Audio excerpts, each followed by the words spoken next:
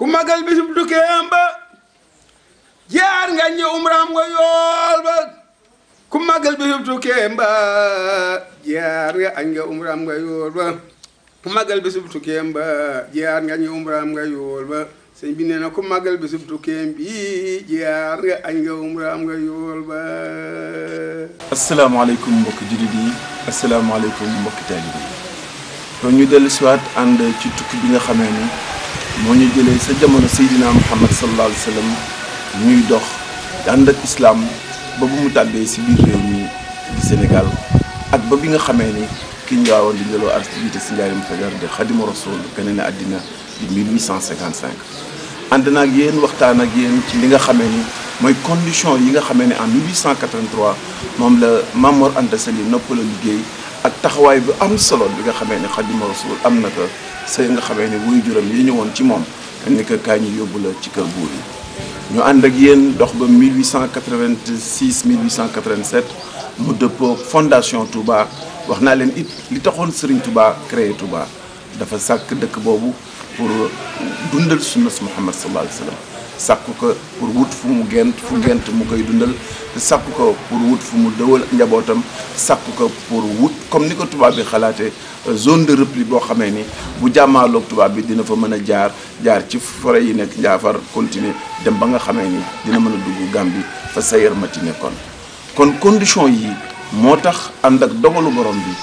ba tubaab bi ak Serigne Touba jëflante wan na naa leen si biir jëflante boobu taxawaayu ki nga xamee ne mooy ndaamal daaru di Mame Thierno Ibra Fati ca fulla ga ca fayda ga ca doyloo borom Touba bi nga xamee ne moo ko yebaloon ca kër bureau borom Ndar ñu dox nag rapport yi di dem rapportu Serigne si ci Serigne Touba rapportu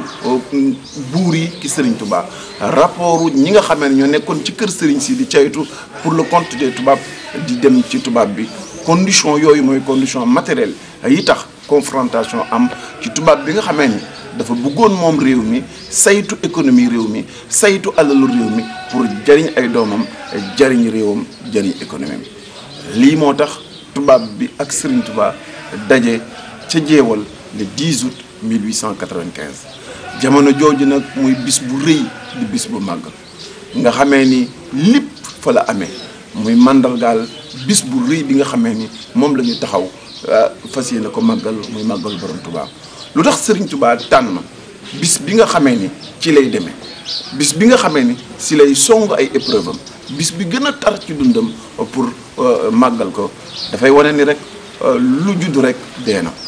lay waral teraanga ja mooy bis boobee lay waral daj gi nga xamee ni daj na ko àddina bu demee ba mën a wax ni wallahu yansuruni wal haqqu tatba'uni fil barri wal bahri zanaf in bila dararin mu ne nit ñi dinañ jógee ci géej gi dinañ jógee ci mbeex mi dinañ jógee ci biir joor gi ñëw ci man ma leen di jëriñ te duma leen lor la indi loolee lépp mooy la source de départ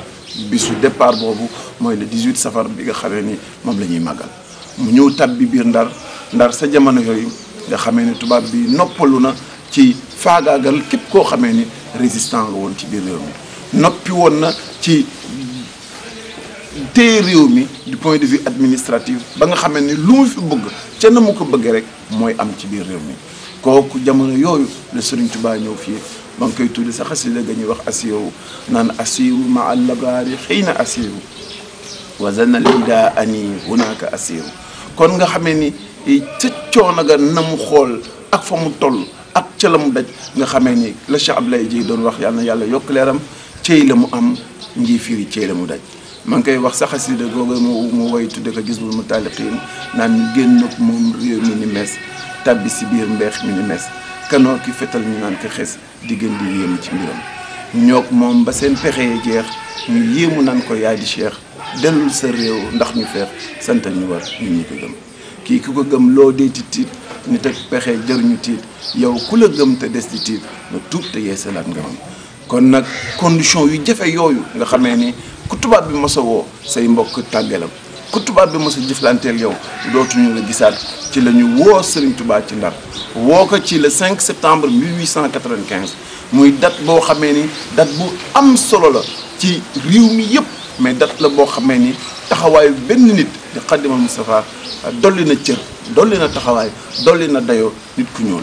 su ñuy wax ni l'évolution des sociétés, l'évolution des hommes, les grandes mutations sont le fait d'hommes exceptionnels. Et c'est pourquoi je disais que ni Serigne Touba nekk na jëmm joo xamee ni ci taxawaayam mooy kuutaayu Rasul sallallahu alayhi wa sallam mooy ki nga xamee ni moom moo tax Cheikh Samba Diarra Mbaye di ko wax naan bëggul wurus bëggul xaalis faalewul nag doomam gëleem akub safam lay jël di jox naari gànnaar kii mooy ki nga xamee ni moo ñëw dans une période de contradiction si jamono ju tiis jamono ju métti yoo xamee ni da ngay nekk ci réew mi nga xamee ni sa maam sa maamaat ak sa ay maamaati maam ñoo ko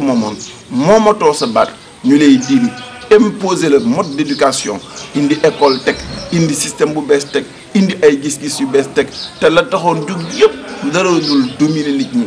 yeew leen tënk leen moom leen ba fu ñu bëgg xool nga koy xool fu ñu bëgg doo xool doo ko mos a xool si jamono yooyu lañ ñu yàlla yebale ki nga xamee ni moo ñu libéré